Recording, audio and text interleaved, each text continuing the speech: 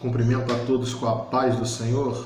Amém, irmãos? Hoje nós vamos continuar o nosso devocional, o nosso tempo de dedicação à leitura da palavra, que o Espírito do Senhor possa falar em nossos corações. Hoje nós vamos falar no livro de Lucas, no Evangelho de Lucas, no capítulo 9, no versículo de número 49. Evangelho de Lucas, capítulo 9, versículo 49. A palavra do Senhor diz assim: E respondendo João, disse: Mestre, vimos um que em teu nome expulsava os demônios, e lhe proibimos, porque não segue conosco. E Jesus disse-lhe: Não proibais, porque quem não é contra nós é por nós. Amém? A palavra do Senhor aqui traz para a gente princípios poderosos, traz para a gente também um pouquinho do coração de cada ser humano. Sabe, essa essência adâmica que insiste em não morrer, a velha criatura que insiste o tempo inteiro em reaparecer. Sabe, nós temos que olhar esse versículo não de forma isolada, mas sim da mensagem de todo o capítulo 9 de Lucas, o que Lucas está retratando, essa conversa entre discípulos e Jesus, que vem sendo relatado em todo o capítulo. Então os discípulos são aqueles que têm em Pedro a revelação de que Jesus era o Messias, era o Filho de Deus vivo. Depois é aquele que é chamado a negar a si mesmo e pegar a sua cruz. Depois é levado ao alto da transfiguração e de experimentar de toda a glória, ao ponto deles quererem ali, como se pudessem colocar essa glória que eles viram em tendas. E aí eles oferecem a Jesus a oportunidade de se fazer 3 tendas, a tenda de Elias, a tenda de Moisés e a tenda de Jesus, como se eles pudessem ter controle da glória de Deus.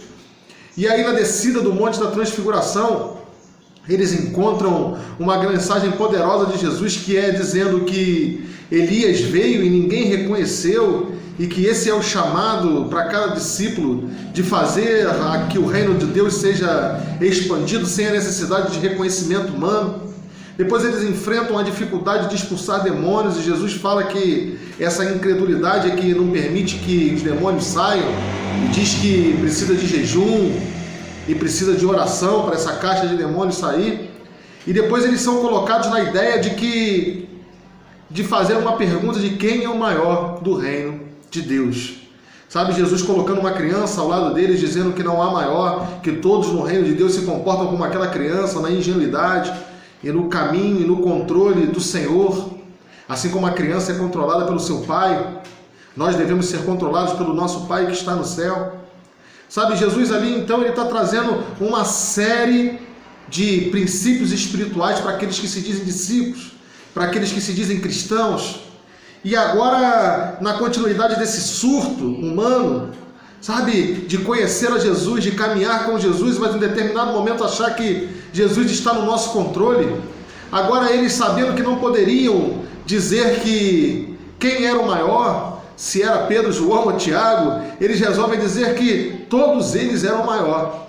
Esse conosco aqui, quer dizer, eles encontraram uma outra pessoa que também expulsava demônios e que não andava com eles. Uma outra pessoa que creu em Jesus e agora recebeu um poder que vinha do céu, mas não andava com eles.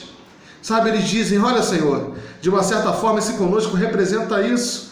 Olha, Senhor, ele não anda conosco, porque como pode ele expulsar demônios se nós somos aqueles que andamos com o Senhor? Se nós somos alguém que é especial. Sabe, essa ideia de especialidade é que vem trazendo as divisões da igreja, que vem trazendo os problemas constantes, porque o que não é conosco, sabe, a gente proíbe.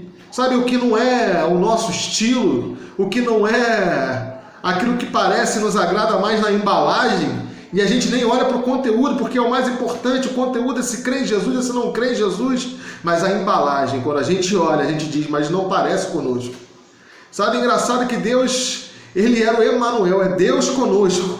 E quando esse surto vai nos endiabrando, vai nessa tentativa de nos tornar seres especiais, sabe, seres superiores aos outros, nós vamos andando nessa tentativa de segregação, de separação, onde não há mais amor. Sabe, e aí o Emanuel passa a ser apenas conosco. Em vez de ser Deus conosco, o Deus que é amor não passa a mais viver na nossa vida e nós começamos só a andar conosco. E por conosco, por essa ideia de todo, nós fazemos tudo. Assim como aqueles soldados que vão para a guerra e não se sentem assassinos, porque a ideia é do tiro e ninguém sabe quem matou, porque foi o conosco que matou, foi o conosco que atirou, foi o propósito de todos, e assim nós vamos caminhando na igreja. Sabe, nós vamos pisando em pessoas, nós vamos excluindo e deletando porque não faz mais parte do conosco. Sabe, aqueles que saem da nossa denominação, aqueles que mesmo fazendo a obra de Deus, mesmo fazendo aquilo que Deus pede, já não estão mais no nosso rótulo, na nossa embalagem, na nossa denominação, nós esquecemos, nós não amamos mais. Mesmo que um dia já demos tapinha nas costas, mesmo que um dia já demonstramos e dissemos que estávamos juntos, isso fica tudo para trás, porque não está mais conosco.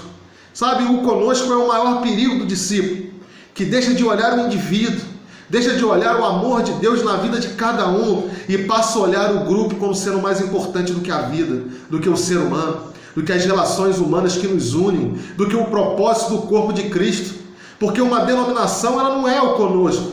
Aliás, uma denominação não é o corpo de Cristo, é o conosco. O corpo de Cristo são todas as denominações juntos. O corpo de Cristo é a unidade daqueles que têm a mesma fé, daqueles que creem nesse mesmo Jesus, mas que principalmente praticam as obras que ele praticou. Quando você não tem amor, o Emanuel se vai, só fica conosco. E aí você está fazendo uma obra que já não é mais de Deus, é uma obra só do conosco. Sabe, é uma reflexão que a gente tem que fazer a cada dia. Sabe, nós estamos proibindo, nós estamos restringindo a ação de Deus, porque o conosco tem sido mais importante na nossa vida. Sabe, aqueles discípulos estavam fazendo e Jesus os repreende, dizendo que eles não sabem a que espírito seguem, ou dizendo que, olha, se eles não fazem nada contra, é porque eles são a favor. Sabe, nós olhamos também para a história da Bíblia, sabe, de quantas vezes nós restringimos a ação de Deus, porque nós achamos que os evangélicos são superiores aos outros, e não entendemos que a liberdade do vento do Espírito, ela sopra onde quer, vai para onde quer, ninguém sabe de onde vem, ninguém sabe para onde vai. Sabe, nós somos chamados para a prática do amor, sabe, não para a prática do convosco, de um grupo que se torna especial apenas por ter afinidades, apenas por ter gostos parecidos, apenas por ter convicções. Sabe, por essas convicções nós temos feito tudo. Sabe, e o maior perigo é isso, quando nós passamos a fazer e defender as convicções e esquecemos de que Emanuel é Deus conosco. Sabe, se não há Deus, não adianta ter conosco, não adianta ter convicção, não adianta ter agrupamento, não adianta chamar isso de igreja, porque ser igreja é ser Emanuel, é ser Deus no centro da nossa plenitude, da nossa vida. Amém? Que você possa pensar sobre essa palavra e entender que pouco vale os agrupamentos. Sabe, o que mais vale é seguir na prática do amor, que esse é o ensinamento de Jesus. Esse é o ensinamento, e é por isso que nós seremos reconhecidos. Sabe, serão reconhecidos aqueles que são discípulos pela prática do exercício do amor. Se nós amamos o próximo, nós somos discípulos de Jesus. Se nós apenas amamos as nossas convicções, os nossos rótulos, aquilo que nos aproxima e esquecemos da humanidade de que há em cada um de nós, nós somos apenas conosco. E Jesus vai dizer, olha, assim como ele disse para a igreja de Laodiceia, vocês são ricos e não precisam mais de nada, e eu estou do lado de fora, batendo a porta, e ninguém abre, porque ninguém mais se importa com a parte de Deus, do Emanuel. Vocês só estão se importando com conosco, com o agrupamento, com aquilo que vocês criaram, com a religião que vocês produziram, com o rótulo e a máscara que vocês produziram, mas não com o conteúdo de cada indivíduo, com o amor que eu dei para cada indivíduo da humanidade.